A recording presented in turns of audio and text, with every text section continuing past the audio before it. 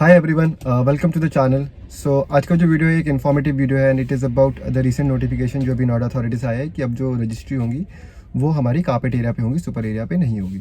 तो ये नोटिफिकेशन अभी रिसेंटली आया है और अभी सिर्फ एक नोटिफिकेशन, अभी इंप्लीमेंटेशन वगैरह में बहुत टाइम लगेगा और अभी काफ़ी गैप्स है।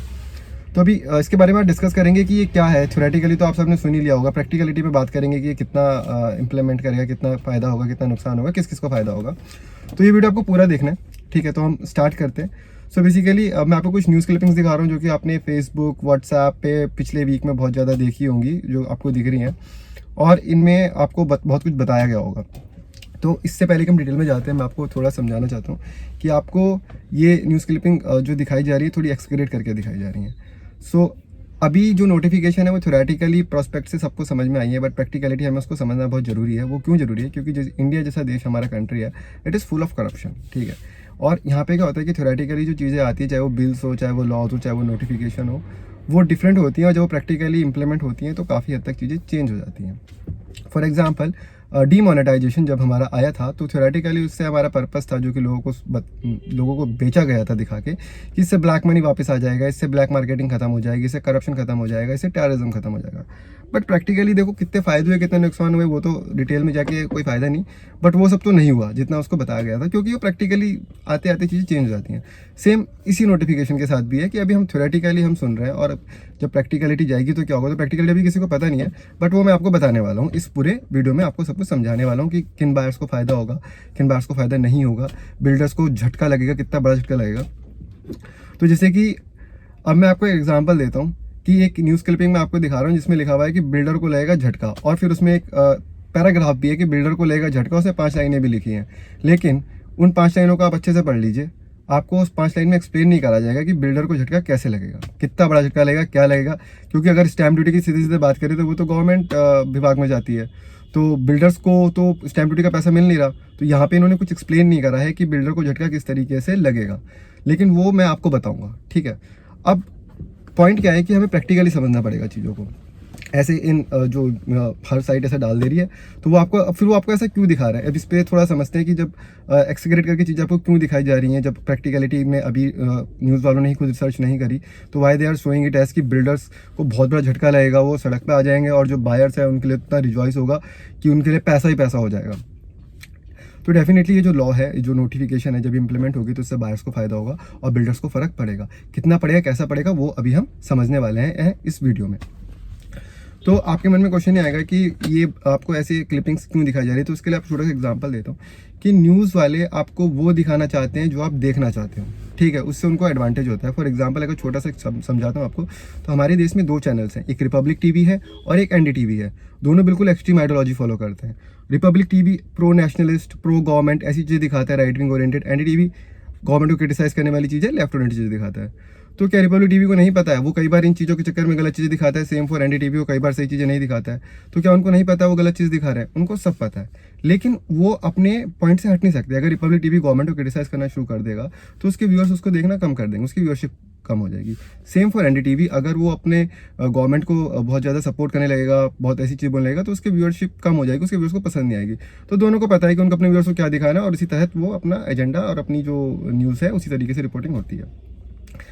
उसका ही अगर मैं एग्जांपल लूँ, तो अभी जो हम अपने रियल एस्टेट में अगर बात करते हैं, तो इसमें जो रुतबे की बात नहीं कर रहा हूँ मैं, काउंट की बात कर रहा हूँ, व्यूअरशिप की बात कर रहा हूँ। तो आपको ही पता है कि बिल्डर्स का काउंट कम है और जो बायर्स हैं, जो कॉमन मैन है, उनका काउंट ज़्यादा है। तो जब ये नोटिफिकेशन आई है, इस नोटिफिकेशन में ये बोला गया है कि कारपेट एरिया से रजिस्ट्री होगी, तो डेफिनेटली इससे बायर्स को तो फायदा होगा।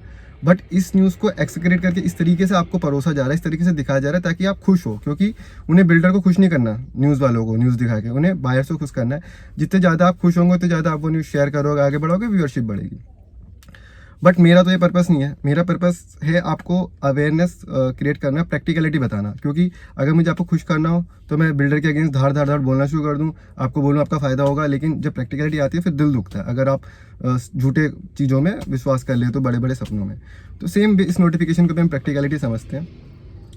तो स्टार्ट करते हैं। मैंने आपको बता दिया कि आपको एक्सट्रा क्यों चीज़ दिखाई जा रही है, क्योंकि न्यूज़ वाले भी चाहते हैं कि जिनका व्यूअर्स अकाउंट ज़्यादा है, जो कि बायर्स हैं, उनको वो अच्छी लगे, वो आगे शेयर करते रहें।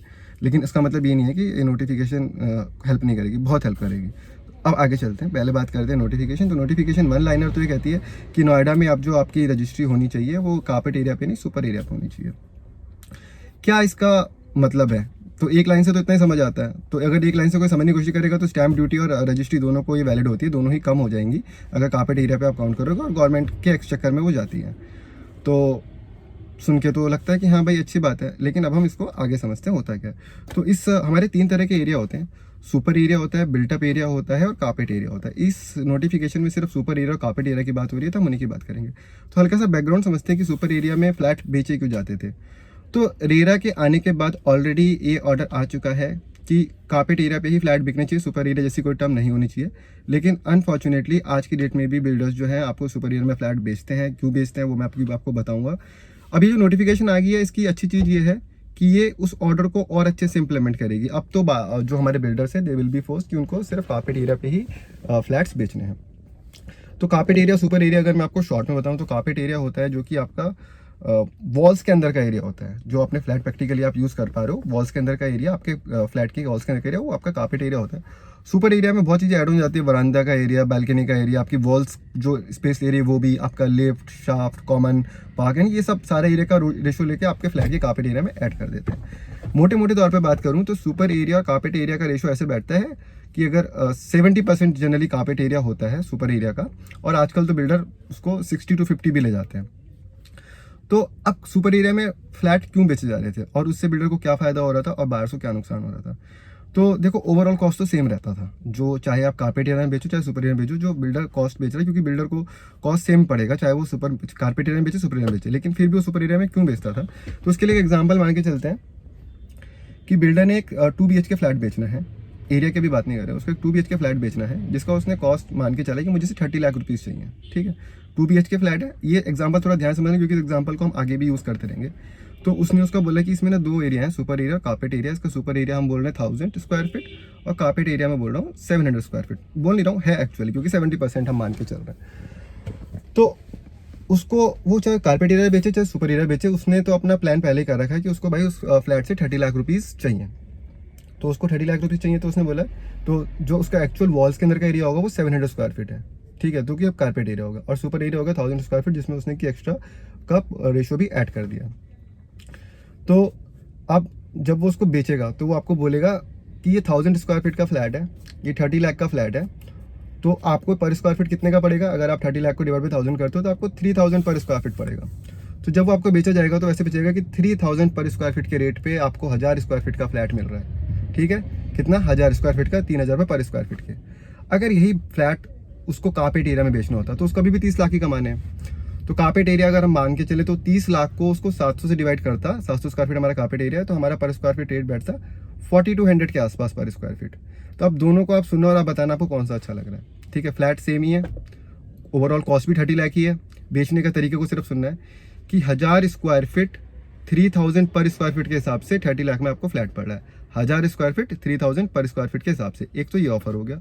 दूसरा ऑफर आपका हो गया कि आपको 700 स्क्वायर फीट मिल रहा है एट द कॉस्ट ऑफ 4200 पर स्क्वायर फीट। तो ऑब्वियसली दूसरा वाला सुनने में थोड़ा सा गलत लग रहा है, उससे बाहर से इतना अट्रैक्ट नहीं होंगे क्योंकि उसमें एरिया कम लग रहा है और पर स्क्वायर फीट रेट ज़्यादा लग रहा है, क्योंकि बिल्डर को तो 30 लाख ही चाहिए। तो इस वजह से वो सुपर एरिया में बेचते थे। और सुपर एरिया से क्या होता है, सबसे बड़ा नुकसान क्या हुआ, देखो बिल्डर को तो ओवरऑल कॉस्ट 30 लाख ही पड़ा, ट्रांसपेरेंसी नहीं रही। क्योंकि अब हम में से मोस्टली बायर्स जो हैं, हमारा जो बैकग्राउंड रहा है, हमने प्लॉट्स खरीदे, हमने भी, हमारे पेरेंट्स ने भी, और प्लॉट्स जो बिकते थे वो स्क्वायर यार्ड्स और गज में बिकते थे। तो मान लीजिए मैंने एक 1250 स्क्वायर फीट का फ्लैट लिया और मुझे बोला गया कि ये 1250 स्क्वायर फीट का है, तो मैंने उसको जब गज में कन्वर्ट करा स्क्वायर यार्ड्स में, तो वो लगभग 130-140 के आसपास कुछ बैठेगा। तो मैंने कहा 140 स्क्वायर गज तो 140 स्क्वायर यार्ड्स तो सफिशिएंट होता है 2 BHK के लिए, तो मैंने उसको ले लिया। लेकिन जब वो बना और जब मेरे को मिला तो मैंने देखा कि यार उसका एरिया तो कम लग रहा है, क्योंकि उसमें तो लोडिंग हो गई कारपेट एरिया की। तो वहाँ पे क्या होता है, वहाँ पे ट्रांसपेरेंसी खत्म हो गई, तो इसलिए वो चीज़ें थोड़ी बुरी लगती थी। तो रेरा का तो ऑलरेडी ऑर्डर है कि आप कारपेट एरिया पे बेचो, लेकिन अभी भी अनफॉर्चुनेटली सुपर एरिया पे बिक रहे थे।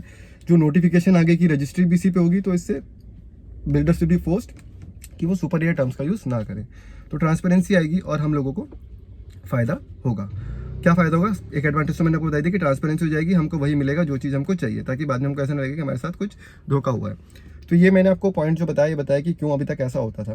तो अब हम समझ लेते हैं कि ये नोटिफिकेशन हमको किस तरीके से इम्पैक्ट करेगी, किसको इम्पैक्ट करेगी, कैसे इम्पैक्ट करेगी। बायर्स को, डिफरेंट टाइप्स ऑफ बायर्स हैं, और बिल्डर्स को भी। तो सबसे पहले समझते हैं कि रजिस्ट्रेशन अभी तक होती कैसे थी। तो रजिस्ट्रेशन अभी तक जो होती थी उसमें सिर्फ 2 फैक्टर होते थे, एक आपका सर्कल रेट और एक आपका कॉस्ट ऑफ द प्रॉपर्टी। तो आपका जो सर्कल रेट है, अगर उसको आप समझते हो तो सर्कल रेट क्या होता है? सर्कल रेट एक cost of each and every sector होता है जो कि अथॉरिटी डिसाइड करती है कि इसका इतना मिनिमम कॉस्ट होना चाहिए अगर यहाँ पे आप बेच रहे हो तो। और सर्कल रेट अच्छे सेक्टर का अच्छा होगा, थोड़े कम सेक्टर का कम, अच्छे सेक्टर का कम होगा।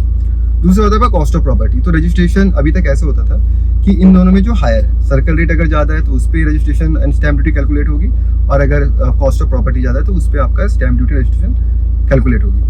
ये जो नोटिफिकेशन है इसमें भी थोड़ा कंफ्यूजन है लोगों को। ये स्टैम्प ड्यूटी और रजिस्ट्रेशन दोनों पे ही एप्लीकेबल है। मोटे मोटे तौर पे बात करो तो स्टैम्प ड्यूटी नोएडा में, ग्रेटर नोएडा में 5% होती है और रजिस्ट्रेशन चार्ज 1% होता है, तो टोटल 6% हो गया।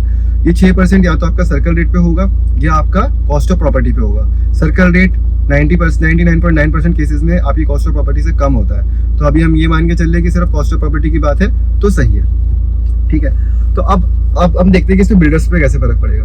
तो अभी मैंने आपको एक एग्जांपल बताया था कि 1000 स्क्वायर फीट का फ्लैट है, 30 लाख में बेचना है, 1000 स्क्वायर फीट सुपर एरिया है, तो अभी तक 3000 स्क्वायर पर स्क्वायर फीट बेच रहा था। अब वो फोर्स हो जाएगा कि उसको वो बेचना भी 4200 रुपये पर स्क्वायर फीट के हिसाब से। तो ट्रांसपेरेंसी आ गई। अब जब ट्रांसपेरेंसी आती है तो बिल्डर्स का तो नुकसान होगा, क्योंकि उनका बेचने का तरीका, एडवर्टीजमेंट का तरीका चेंज हो जाएगा। अब वो ये नहीं कह सकते कि बड़ी चीज दे रहे हैं कम पर स्क्वायर फीट में, लेकिन अब आप उनको जो है वो रेट बढ़ा के ही दिखाना पड़ेगा कि भाई 4200 रुपये पर स्क्वायर फीट में आपको 700 स्क्वायर फीट का फ्लैट मिल रहा है ना।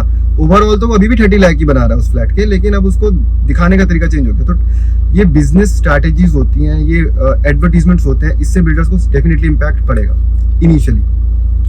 लेकिन क्या बिल्डर को इससे बहुत बड़ा झटका लगने वाला है? नहीं। कैसे नहीं लगने वाला बताता हूँ। इनिशियली तो ये इम्पैक्ट पड़ेगा थोड़े दिन के लिए, लेकिन जब वो 4200 रुपये पर स्क्वायर फीट में उस फ्लैट को बेच रहा है ना, तो सिर्फ वो नहीं, उस एरिया में जितने बिल्डर्स होंगे सबको अपने कारपेट एरिया के रेट अब बताने पड़ेंगे। तो बिल्डर्स जो है सिर्फ कारपेट एरिया का रेट बताएंगे, और कारपेट एरिया के रेट जैसे यहाँ पे 4200 बैठ रहा हो सकता है उसको थोड़ा वो और बढ़ा दे अगर उन्हें और ज़्यादा प्रॉफिट चाहिए। क्योंकि अब जो सिंपल सी बात है, जो सुपर एरिया में वो एरिया बढ़ा रहे थे, यहाँ पे वो जो कॉस्ट है उन्होंने इधर कवर कर लिया, क्योंकि कॉस्ट पहले से ही कारपेट एरिया के हिसाब से ज़्यादा बैठ रहा था। तो बिल्डर्स अब सब सारे ही 4200 रुपये स्क्वायर फीट की रेंज में आ जाएंगे, तो बायर्स के पास तो ऑप्शन ही नहीं रहेगा। होगा क्या कि एक पर्टिकुलर एरिया का जो पहले हमें सुनने मिलता था कि वहाँ पे रेट 3000 रुपये पर स्क्वायर फीट है, वो अब आपको 4200 रुपये स्क्वायर फीट सुनने को मिलेगा। खरीदा तो बिल्डर से ही है, सारे के सारे सेम है। तो over the period of time जब सारे बिल्डर्स इस रूल को फॉलो करेंगे तो वो तो अपनी सेम लेवल पे आ जाएंगे, और हम भी उसी पे खरीदने पे मजबूर होंगे, क्योंकि उसको तो अपने 30 लाख बनानी है। तो बिल्डर्स को ऐसा नहीं है कि बहुत बड़ा झटका लगेगा और उनकी कमाई बंद हो जाएगी, वो सड़क पे आ जाएंगे, ऐसा नहीं है। लेकिन हाँ, ट्रांसपेरेंसी बढ़ेगी, बायर्स को फायदा हो रहा है। पहला तो बायर को एक बड़ा फायदा तो ट्रांसपेरेंसी का हो ही रहा है, और बायर्स को और भी फायदे जो भी डिस्कस करेंगे। तो बिल्डर के लिए तो इतना है कि हाँ, उनको थोड़ा सा यहाँ पे झटका लगेगा, हल्का सा लगेगा, ऐसा बहुत बड़ा झटका नहीं है। ट्रांसपेरेंसी आएगी और उनका काम हो जाएगा। बस अब मान के चलो फ्लैट कारपेट एरिया पे बिकेंगे। अब आते हैं रजिस्ट्रेशन की बात करते हैं। तो मान लीजिए अब कारपेट एरिया पे फ्लैट बेचा था तो रजिस्ट्रेशन भी कारपेट एरिया पे ही होगा। तो लेकिन वहाँ पे हमने सुना, अभी मैंने क्लियरली बताया कि वहाँ पे रजिस्ट्रेशन पे सिर्फ कॉस्ट मैटर करता है। कॉस्ट कैसे कैलकुलेट हुआ वो एक डिफरेंट चीज़ हो जाती है। तो अब हम बात करते हैं डिफरेंट टाइप ऑफ बायर्स की, क्योंकि अब इस नोटिफिकेशन के अकॉर्डिंग बायर्स पे इम्पैक्ट डिफरेंट होगा। पहला बायर इस तरीके का हो सकता है कि जिसने भी प्रॉपर्टी ली ही नहीं है, ठीक है।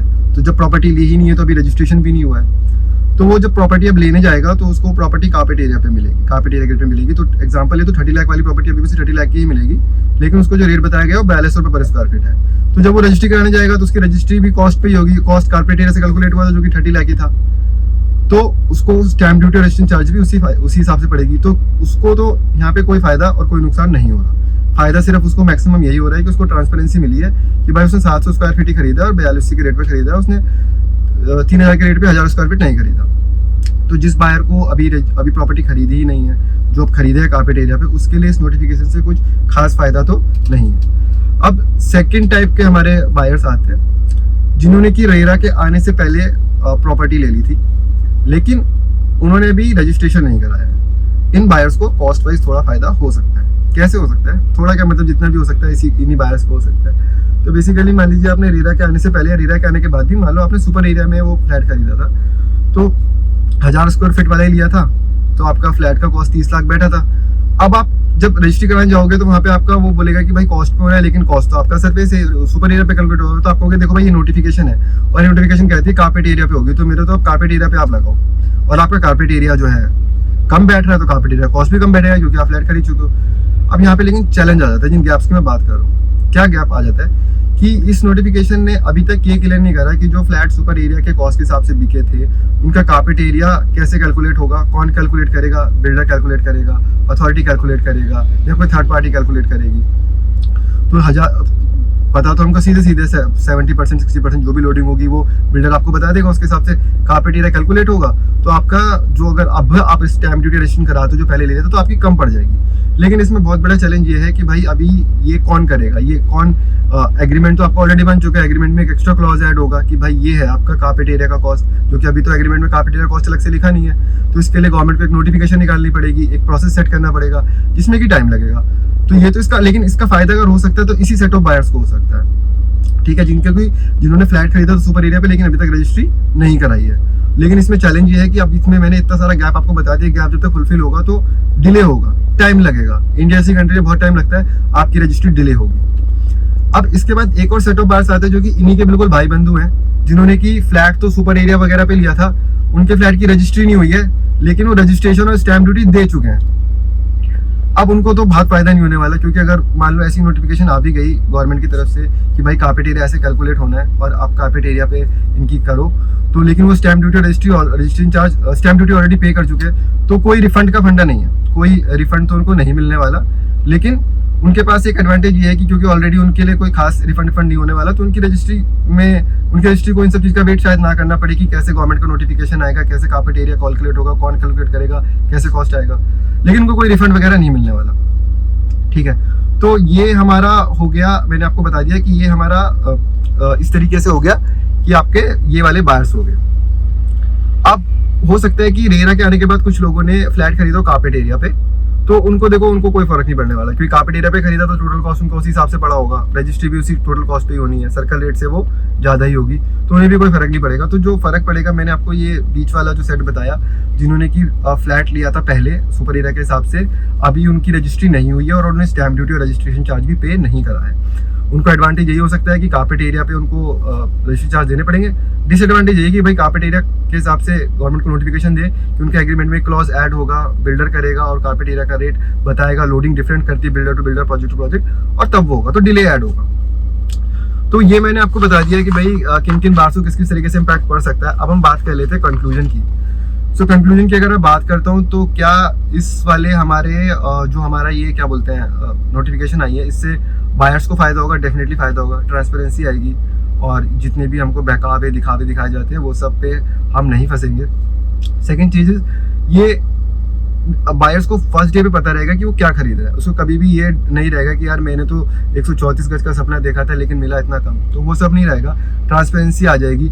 लेकिन अभी क्या है, ये नोटिफिकेशन अभी तो सिर्फ नोएडा अथॉरिटी ने दी है, अभी ये रेवेन्यू डिपार्टमेंट को स्टेट की रेवेन्यू डिपार्टमेंट को जारी करनी पड़ेगी। गैप्स रियल एस्टेट में शुरू से हैं, जैसे कि अभी तक मेंटेनेंस कैसे बिल्डर चार्ज करेगा इसका कोई क्लैरिटी नहीं है, तो इस तरीके से इसमें भी कुछ जो मैंने आपको गैप्स बताए इन पे पहले क्लैरिटी चाहिए होगी। सेकंड चीज, रीसेल का क्या होगा कि जब लोग अपने फ्लैट पहले रजिस्ट्री करा ली थी सुपर एरिया के हिसाब से उस कॉस्ट पे, अभी वो रीसेल करेंगे तो उनका कैसे होगा, ये सारे गैप्स अभी फुलफिल नहीं हुए और आप मान के चलिए इन गैप्स को फुलफिल होने में, इनका बनने में थोड़ा सा टाइम तो लगेगा और जितना वो टाइम लगेगा उतनी आपकी रजिस्ट्री डिले होगी। तो अब अगर मैं आपसे मोटे मोटे तरीके में बात करूं कि फायदा, और इसमें भी आपको तभी फायदा होगा अगर जो सर्कल रेट है वो भी कार्पेट एरिया के हिसाब से चेंज ना हो। तो ये मैंने आपको बता दिया, इसके फायदे और फायदे ही बताए हैं अभी तक तो मैंने, लेकिन अब मैं आपको एक नुकसान भी बताता हूँ। नुकसान ये होगा, और देखिए नुकसान वेरी करता है पर्सन टू पर्सन, कोई इसको नुकसान मान के चलेगा, कोई नहीं मान के चलेगा। नुकसान ये होगा कि देखो नोएडा, ग्रेटर नोएडा में ऑलरेडी जो रजिस्ट्रीज हैं वो बैकलॉग बहुत ज़्यादा है, पेंडिंग है, और जब से ये नोटिस और ये केस वाली चीज़ आई थी तब से ये और ज़्यादा डिले हो गया था इस वाली नोटिफिकेशन की वजह से कि इसका रिजल्ट आ जाए उसके बाद कंटिन्यू होगी। अभी इसमें इतने सारे गैप हैं, ये गैप जब फुलफिल होंगे तब तक चांसेस है कि रजिस्ट्री थोड़ा सा और डिले होंगी। तो डिसएडवांटेज ये है कि यार रजिस्ट्री का बैकलॉग बढ़ेगा और जो जिनकी मान लो कोई प्रोजेक्ट को CCOC मिल चुका है, जो कि रजिस्ट्री के लिए बिल्कुल ऑलमोस्ट रेडी थे, उनकी रजिस्ट्री होने में थोड़ा और टाइम लगेगा। तो अगर मान लो फ्रीक्वेंटली एक रैंडमली एक पर्सन से बात करूँ, उसको बोलो कि आपकी रजिस्ट्री आज होने वाली थी लेकिन अब 1 साल बाद होगी क्योंकि कुछ इम्प्लीमेंटेशन है, कुछ गैप्स हैं, कुछ रूल्स बनने हैं, उसका आपको वेट करना पड़ेगा, लेकिन आपके 30,000 बच जाएंगे। तो आई थिंक कोई बायर ऐसा को चाहेगा कि नहीं यार मेरे को 30,000 नहीं बचाने, मेरी अभी रजिस्ट्री हो जाए, 1 साल बाद ना हो। तो थोड़ा सा जो जब तक ये नोटिफिकेशंस के जो इतने प्रैक्टिकलिटी में इंप्लीमेंट नहीं होगी, जब तक सारे पॉइंट सारे गैप्स गवर्नमेंट फुलफिल नहीं करेगी, तब तक रजिस्ट्रीज में थोड़ा डिले आ जाएगा। अब मैंने आपको जो आज इन्फॉर्मेशन शेयर करी है, ये इन्फॉर्मेशन बेस्ड है जो नोटिफिकेशन आई है, जो रेरा का ऑर्डर आया था पहले जिसमें कि कापीट एरिया की बात हुई थी। मैंने 2 लीगल एक्सपर्ट से बात करी है और मैंने एक लॉयर से बात करी है और सब चीज़ों को अच्छे से समझने की कोशिश करी है। लेकिन क्या मैंने कोई पॉइंट मिस नहीं करा होगा? डेफिनेटली पॉसिबल है, क्योंकि अभी ये बहुत ही इनिशियल स्टेज है और अभी हमको सारी चीज़ें नहीं पता। आज जो भी मैंने अपडेट आपको दिया है, हो सकता है ये अपडेट 5 से 6 दिन बाद या 7 दिन बाद काफ़ी चीज़ें इसमें चेंज हो जाए। तो और हो सकता है कि कोई पॉइंट मैंने मिस कर दिया जो मुझे नहीं पता होगा, और अगर नहीं पता होगा तो शायद आप मेरे को बताओगे कमेंट्स में, तो हम उस पर थोड़ा और सर्च करेंगे। बट अभी इनिशियली हमारे पास ये इन्फॉर्मेशन है और इससे हमने ये इसके कैश निकाले हैं। क्या इतना ऑब्वियसली हमारे बायर्स के लिए फ़ायदेमंद है और बिल्डर्स को भी थोड़ा सा फ़र्क तो पड़ेगा डेफिनेटली। और ड्रॉबैक यही है कि थोड़ा सा रजिस्ट्री डिले हो सकती है। तो आई होप आपको इन्फॉर्मेशन पसंद आई हो। मैं इस इन्फॉर्मेशन को भी और अपडेट करूंगा जैसे जैसे मुझे और इन्फॉर्मेशन इसके बारे में मिलेगी, ताकि आपको सही इन्फॉर्मेशन मिले। और मैं फिर से बता रहा हूँ, मेरा पर्पस था आपको करेक्ट इन्फॉर्मेशन देना। मेरा पर्पस आपको खुश करना नहीं था। खुश करना होता तो मैं बिल्डर को गालियाँ देता, हाय तौबा करता, आप खुश हो जाते। वो मुझे नहीं करना। मेरे को आपको अवेयरनेस क्रिएट करनी है, आपको सच बताना है। और सच सुनने में थोड़ा सा तो कड़वा होता है, ठीक है। तो इसलिए मैंने आपको सब पॉइंट टू पॉइंट चीज़ें बता दी हैं। अभी आगे जो और इन्फॉर्मेशन आएगी मैं आपके साथ शेयर करूँगा। तो अगर आपको ये इन्फॉर्मेशन इन्फॉर्मेटिव लगी है तो प्लीज़ चैनल को सब्सक्राइब करें, क्योंकि मैं और इन्फॉर्मेशन डालूंगा। और ये सारी इन्फॉर्मेशन बनाने में, उनको कंपाइल करने में सब में थोड़ा टाइम लगता है। तो अगर आप चैनल सब्सक्राइब करोगे तो मेरे को अच्छा लगेगा। आप इसको लाइक करो, और अगर आपको लगता है कि इन्फॉर्मेशन हेल्पफुल है तो इसको आप औरों के साथ शेयर करो। So thanks for watching. Make sure you subscribe the channel and stay safe, stay healthy. Thank you.